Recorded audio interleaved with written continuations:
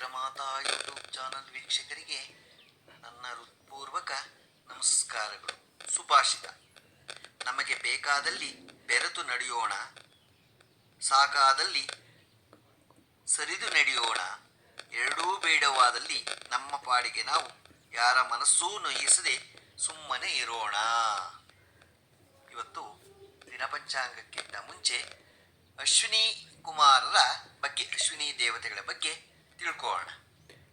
ಅಶ್ವಿನಿ ಕುಮಾರರು ಎಂದೊಡನೆ ನಮ್ಮ ಮನಸ್ಸಿನಲ್ಲಿ ತಟ್ ಅಂತ ಮೂಡುವ ಚಿತ್ರ ಪಾಂಡವರ ಕಿರಿಯ ಸಹೋದರರು ಮಾದ್ರಿಯ ಅವಳಿ ಮಕ್ಕಳಾದ ನಕುಲ ಮತ್ತು ಸಹದೇವ. ಸೂರ್ಯದೇವ ಹಾಗೂ ಪತ್ನಿ ಸರಣ್ಯುವಿನ ಸಣ್ಣ ಅವಳಿ ಪುತ್ರರು ಅಶ್ವಿನಿ ಕುಮಾರರು. ಮಾನವನ ದೇಹ ಮತ್ತು ಅಶ್ವದ ಕುದುರೆ ಮುಖ ಹೊಂದಿದ್ದವರು ಈ ಅಶ್ವಿನಿ ಕುಮಾರರು. ಅಶ್ವದ ಮುಖ ಬಂದದ್ದು ಹೇಗೆ? ಪತಿಯಾದ ಸೂರ್ಯನ ಶಾಖವನ್ನು ಸಹಿಸಲಾರದೆ ಸರಣ್ಯು ಹಿಮಾಲಯದ ಪರ್ವತಗಳತ್ತ ತೆರಳುತ್ತಾಳೆ. ಅಲ್ಲಿ ಯಾರಿಗೂ ಗುರುತು ಸಿಗದ ಹಾಗೆ ಕುದುರೆಯ ಆಕಾರ ಹೊಂದುತ್ತಾಳೆ. ಕೆಲವು ದಿನಗಳಾದರೂ ಪತ್ನಿಯ ಕಾಣಿಸದಿರಲು ಅವಳನ್ನು ಹುಡುಕಲು ತಾನೇ ಹೊರಟ. ಹಿಮಾಲಯದ ಕಾಡಿನಲ್ಲಿ ಕುದುರೆಯ ರೂಪದಲ್ಲಿದ್ದ ಪತ್ನಿಯನ್ನು ಗುರುತಿಸಿ ತಾನು ಕುದುರೆಯ ರೂಪ ಪಡೆದುಕೊಳ್ಳುತ್ತಾನೆ. ನಂತರ ಅವರಿಬ್ಬರ ಮಿಲನದ ಸಂಕೇತವಾಗಿ ಜನಿಸಿದವರೇ ಅಶ್ವಿನಿ ಕುಮಾರರು. ಈ ಅವಳಿ ಮಕ್ಕಳಲ್ಲಿ ಮೊದಲು ಜನಿಸಿದವನು ನಸತ್ಯ, ನಂತರ ಜನಿಸಿದವನು ದರ್ಸ. ನಸತ್ಯ ಆಯುರ್ವೇದ ನಿಪುಣನಾದರೆ ದರ್ಸ ಔಷಧೀಯ ಪಂಡಿತ. ಮನುಕುಲಕ್ಕೆ ಆರೋಗ್ಯದ ತೊಂದರೆಗಳು ಬಂದಾಗ ಕುದುರೆ ಓಡುವಂತೆ ನಾಗಾಲೋಟದಲ್ಲಿ ಜೊತೆಯಾಗಿ ತೆರಳಿ ತೊಂದರೆಗಳನ್ನು ಪರಿಹರಿಸುತ್ತಿದ್ದರೋ. ನಕುಲ ಸಹದೇವರು ಹೇಗೆ ಅಶ್ವಿನಿ ಕುಮಾರರು ಆದರು? ಅವಿವಾಹಿತಳಾದ ಕುಂತಿಗೆ ದುರ್ವಾಸ ಮುನಿಗಳು ಮಂತ್ರಶಕ್ತಿಯನ್ನು ನೀಡುತ್ತಾರೆ. ಆ ಮಂತ್ರಶಕ್ತಿಯಿಂದ ನೀನು ಯಾವ ದೇವತೆಯನ್ನು ಕುರಿತು ಆವಾಹನೆ ಮಾಡುತ್ತೀಯೋ ಆಯಾ ದೇವತೆಗಳು ಪ್ರಸನ್ನವಾಗಿ ಒಬ್ಬ ಪುತ್ರನ ಜನನವಾದಾಗ ಅನುಗ್ರಹಿಸುತ್ತಾರೆ. ಅವಿವಾಹಿತಳ ಕುಂತಿ ಆ ಮಂತ್ರದ ಶಕ್ತಿಯನ್ನು ಪರೀಕ್ಷಿಸಲು ಮೊದಲು ಸೂರ್ಯದೇವನನ್ನು ಆಹ್ವಾನಿಸಿದಾಗ ಜನಿಸಿದವನು ಸೂರ್ಯಪುತ್ರ ಕರ್ಣ. ವಿವಾಹ ನಂತರ ಮಂತ್ರ ಪ್ರಯೋಗದಿಂದ ಯಮನನ್ನು ಆಹ್ವಾನಿಸಿದಾಗ ಜನಿಸಿದವನು ಯುಧಿಷ್ಠರ ಅಂದರೆ ಧರ್ಮರಾಯ. ವಾಯುವನ್ನು ಆಹ್ವಾನಿಸಿದಾಗ ಜನಿಸಿದವನು ಭೀಮ. ಇಂದ್ರನನ್ನು ಆಹ್ವಾನಿಸಿದಾಗ ಜನಿಸಿದವನು ಅರ್ಜುನ.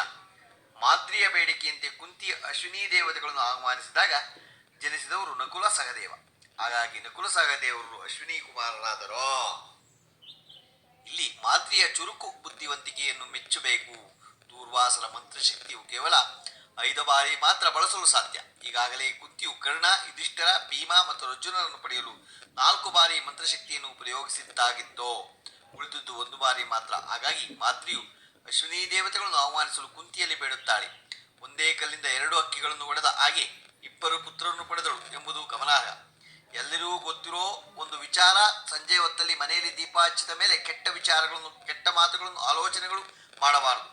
ಅಶ್ವಿನಿ ದೇವತೆಗಳು ಯಥಾತಾಸ್ತು ತಥಾಸ್ತು ಅಂತ ಇರ್ತಾರಂತೆ. ಹಾಗಂತ ಹಿರಿಯರು ಹೇಳಿದ್ದು. ಇದನ್ನು ತಥಾಸ್ತು ದೇವತೆಗಳು ಅಂತಲೂ ಕರೆಯುತ್ತಾರೆ. ಅದರಿಂದ ನಾವು ಮನೆಯಲ್ಲಿ ಯಾವಾಗಲೂ ಕೆಟ್ಟ ಮಾತುಗಳನ್ನಾಗಲಿ ಇನ್ನೊಬ್ಬರಿಗೆ ಕೆಟ್ಟದ್ದಾಗಲಿ ನಾವು ಮಾಡಬಾರದು.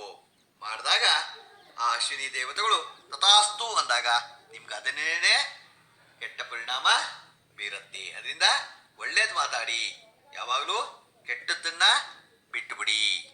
ಇವತ್ತು ನಾವು ದಿನಾಂಕ ಪಂಚಾಂಗವನ್ನು ತಿಳ್ಕೊಳ್ಳೋಣ.